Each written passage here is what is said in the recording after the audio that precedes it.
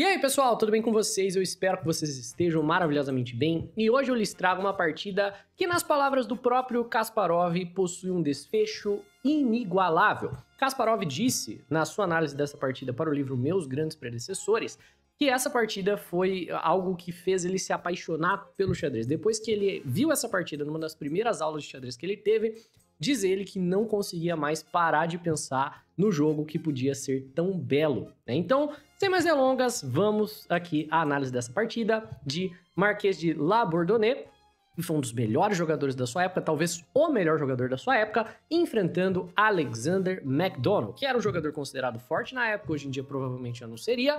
No entanto, na época ele era o melhor jogador da Irlanda, e eles estão jogando isso daqui num match amistoso. Então, vamos lá. Vem peão em E4, La Bourdonnais já responde de maneira bem moderna para a época. Ele joga a defesa siciliana, que era bem raro. Vem então cavalo em F3 pelo McDonald, cavalo em C6 e D4 rompendo o centro do tabuleiro. Peão toma, cavalo toma, e nessa posição o La Bourdonnais joga um lance que é jogado até mesmo nos dias de hoje, só que dá para entender, assim, dá para ver o tanto que ele era à frente do seu tempo. Ele joga peão na casa de E5. Esse lance aqui da variante Lowenthal também é chamada de variante La Bourdonnais justamente por conta dessa partida em especial.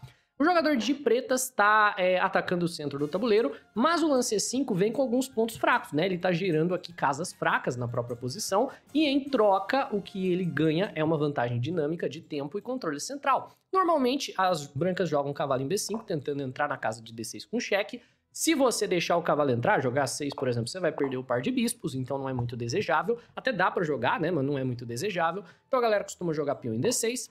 E a partir daqui, a partida vai seguir, né, com esse buraco na casa de D5 sendo o ponto principal do jogo. Pretas vão ganhar 1 milhão de tempos chutando esse cavalo, vão jogar A6, depois vão jogar B5 e o jogador de brancas vai tentar explorar o ponto D5.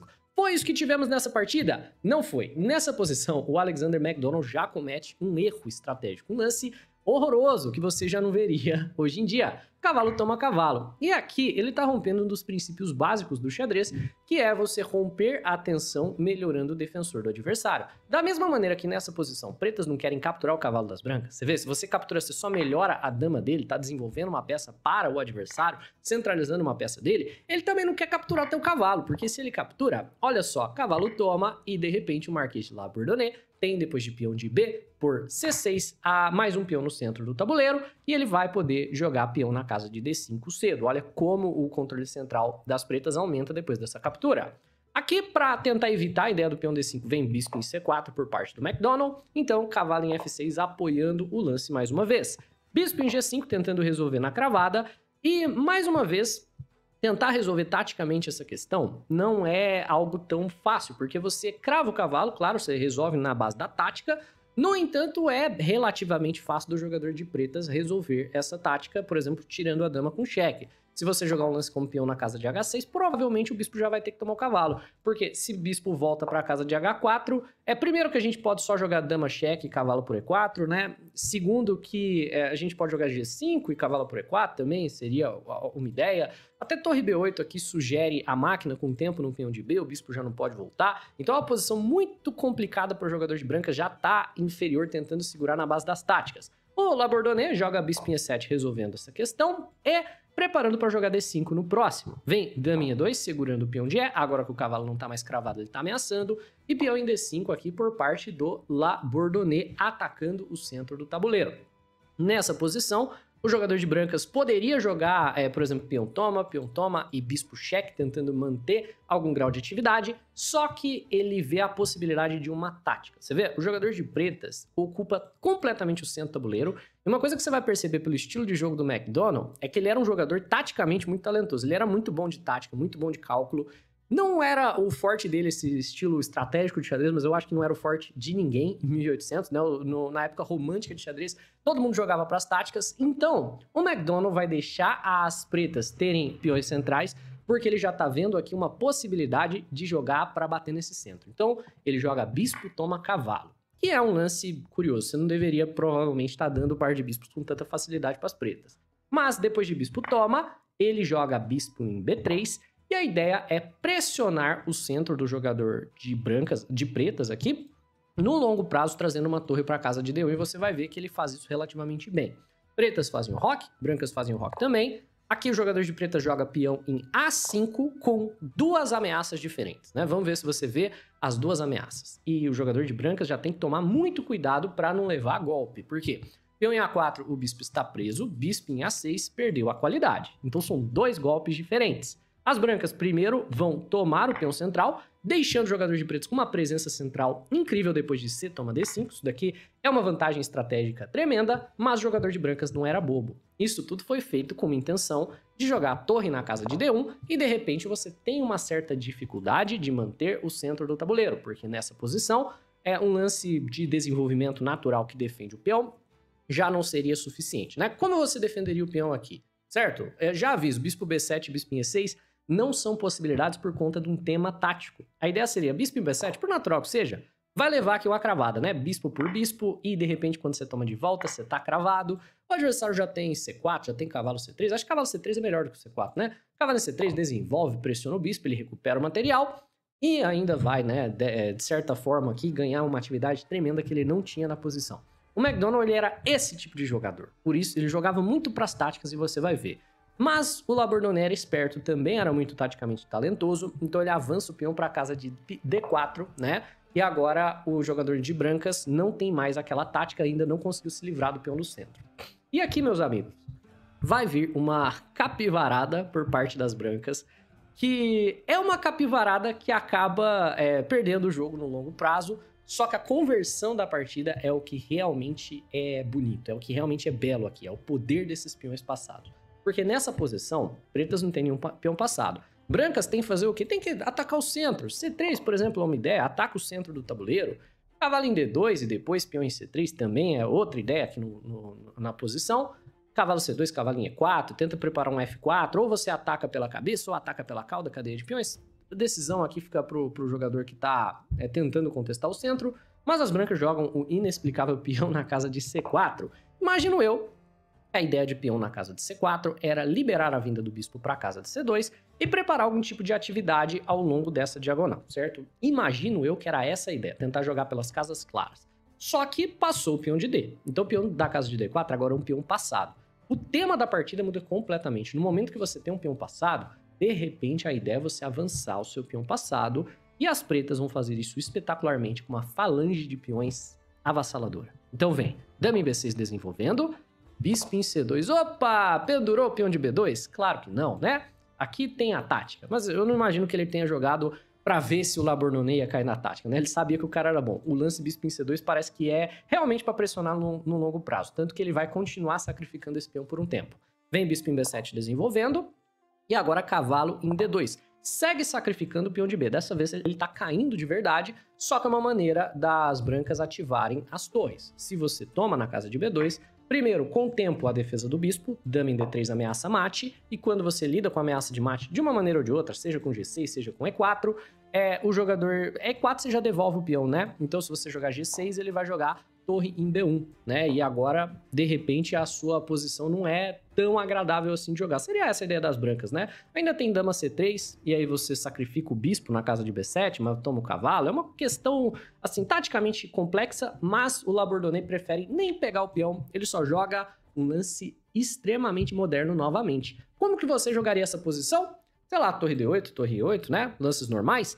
Não, o Labordone traz a torre de A para a casa de E8, para apoiar o peão de E, porque ele quer tirar o bispo e jogar F5 e E4 e conquistar aqui uma estrutura de peões no centro, uma falange de peões no centro do tabuleiro poderosíssima. E se o peão de F e o peão de E avançarem em conjunto, eles vão conseguir formar um peão passado contra esse peão de F2 na ruptura por E3. Então essa é a ideia do Labordone. Vem cavalo em E4, ameaçando o bispo, e bispo de volta para D8, liberando para jogar um F5 da vida. C5 é um lance incômodo, ataca a dama e gera, na verdade, um posto avançado para o cavalo na casa de D6, e dama na casa de C6 monta aqui uma bateria de dama e bispo que crava o cavalo a uma ameaça de checkmate. Nessa posição, o jogador de brancas faz uma concessão. Para descravar o cavalo e voltar a ameaçar cavalo na casa de D6, ele joga peão na casa de F3. E você vai ver que isso terá consequências negativas para sua posição no futuro. Qualquer lance do peão de F enfraquece as casas ao redor do rei e, de repente, essa dama tem acesso a alguns cheques que são incômodos no futuro, ou o bispo vai ter acesso a alguns cheques que são incômodos no futuro. Veja como isso é tema dessa partida. Vem bispo em E7 agora, porque já que o cavalo poderia se movimentar, ele estava de fato ameaçando o cavalo D6, então a gente precisava cobrir isso. Torre em C1 por parte das brancas, trazendo a peça para o ataque. E nessa posição, o Labourdonnais joga um lance tremendamente ativo, né? Essa daqui é uma posição, tem táticas voando para tudo quanto é lado. E você vai ver, o Labourdonnais joga um lance que parece perder o jogo, peão na casa de F5. Esse lance é um lance que permite alguns cheques do adversário. Lembra que a gente acabou de falar? Mexer o peão de F permite cheque do oponente? Agora, as brancas têm acesso a dama em C4 cheque. Teria sido objetivamente melhor você jogar um lance profilático antes. Por exemplo, bispo em A6 é um profilático. Você coloca o bispo cobrindo a diagonal. Rei em H8 é outro profilático. Você tira o rei da diagonal antes de mexer o peão de F. Mas o F5, imagino eu que foi jogado de propósito. Porque a tática que as brancas acham que funciona, apesar dela funcionar e ganhar material, é um sacrifício.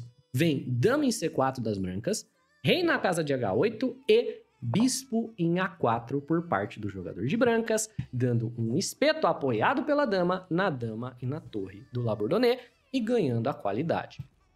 Provavelmente isso tudo foi calculado, porque nessa posição, Labourdonnais joga dama na casa de H6, sacrificou a qualidade, na verdade assim, estava caindo, bispo toma em E8 e, ao invés de tomar o bispo, ele opta por tomar o cavalo e gerar uma massa de peões extremamente poderosa nessa posição.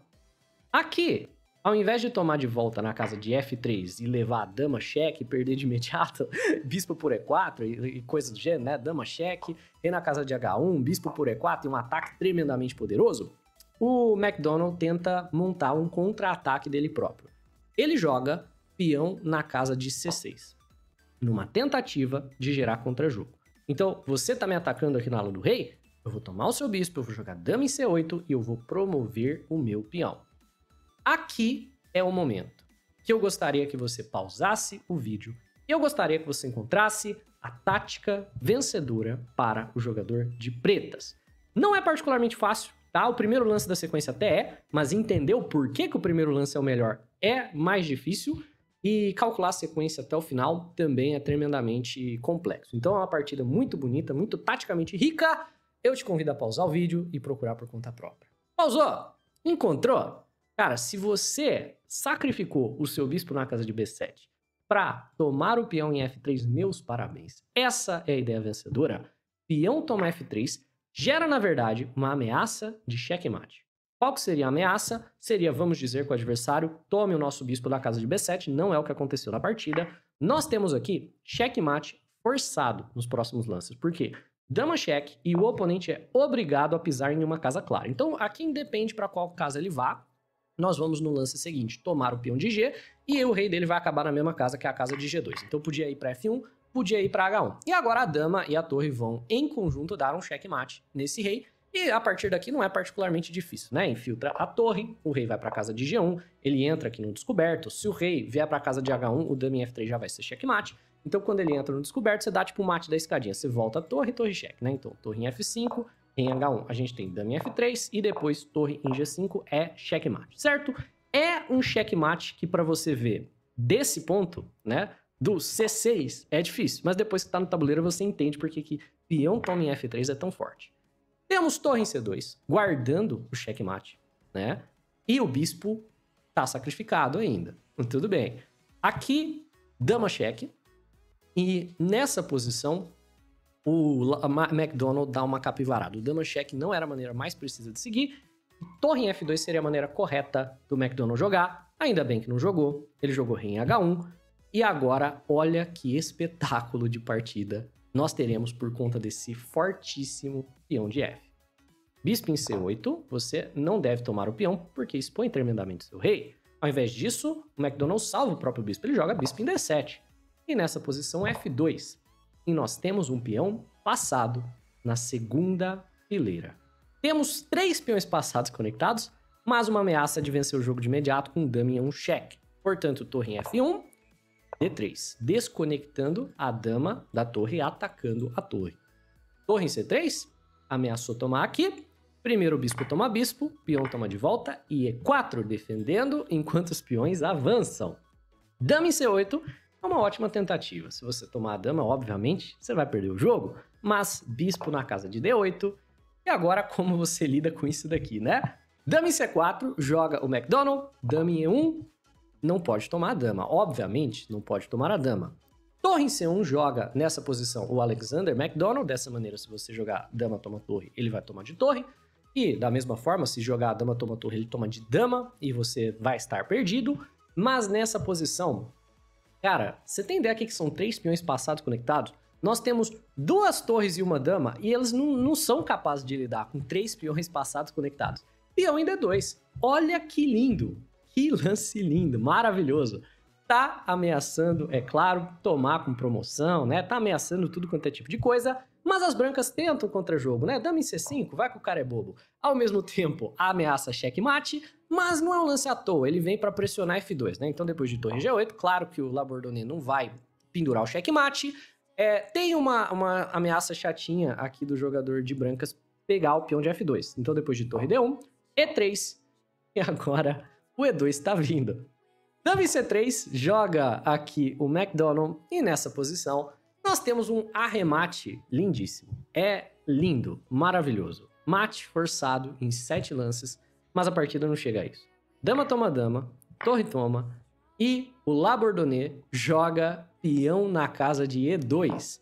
E nessa posição, com essa linda falange de peões, 3 peões passados conectados na segunda fileira, Alexander McDonald abandona a partida. Vou deixar aí na tela os comentários que foram feitos aí pelo Kasparov acerca dessa partida. Para quem gosta desse tipo de curiosidade, ele conta que é uma partida que fez ele se apaixonar, viciar no xadrez quando ele era iniciante. Então eu espero que, passando essa análise para frente, você também se apaixone cada vez mais pelo jogo maravilhoso que é o xadrez, né? É isso, pessoal. Espero que vocês tenham curtido. Se sim, deixa o like no vídeo, se inscreve no canal. Um abraço e até a próxima.